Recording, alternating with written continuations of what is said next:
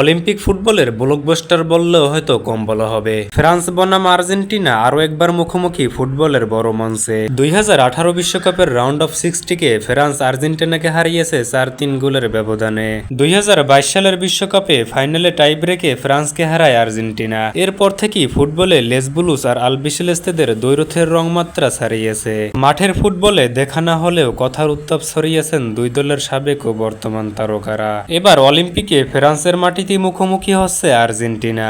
Group পর্বের champion হতে পারলে ফাইনালে তাদের দেখা হওয়ার সম্ভাবনা ছিল। তবে মাচেরানো শিষ্যরা নিজেদের গ্রুপে রানার আপ হয়েছেন, আর থিয়েরি ওরির ফ্রান্স নিজেদের গ্রুপে হয়েছেন চ্যাম্পিয়ন। কোয়ার্টার ফাইনালেই তাই দেখা হচ্ছে দুই দলের। শেষ দিনে ইউক্রেনের বিপক্ষে 2-0 গোলের অনায়াসে জয় পেয়েছে আর্জেন্টিনা। থিয়েগো আলমাদা আর ক্লদিও এসেবেরির গোলে আকাশি সাদাদের এনে দিয়েছে 3 পয়েন্ট। কিন্তু গ্রুপের অন্য ম্যাচে ইরাককে 3-0 গোলে বিধ্বস্ত করেছে মরক্কো। তাদের ঝুলিতেও আর্জেন্টিনার সমান 6 পয়েন্ট, আর গোল ব্যবধানেও ছিল সমতা। কিন্তু নিজেদের মধ্যকার দেখায় মরক্কো 2-1 গোলে হারিয়েছিল আর্জেন্টিনাকে। হেড টু হেডের সেই বিবেচনায় আর্জেন্টিনা হয়েছে বি গ্রুপের রানার আপ। অন্যদিকে থিয়েরি ওরির অধীনে থাকা ফ্রান্স নিজেদের 3 ম্যাচই প্রতিপক্ষকে রীতিমতো উড়িয়ে দিয়েছে। অলিম্পিকের কোয়ার্টার ফাইনালে দুই দল মুখোমুখি হবে বাংলাদেশ সময় 3 তারিখ 2 আগস্ট দিবাগত রাত 1টায়। ফ্রান্সের মাঠমুত আটলান্টিকে মুখোমুখি হবে ফুটবল বিশ্বের দুই পরাশক্তি।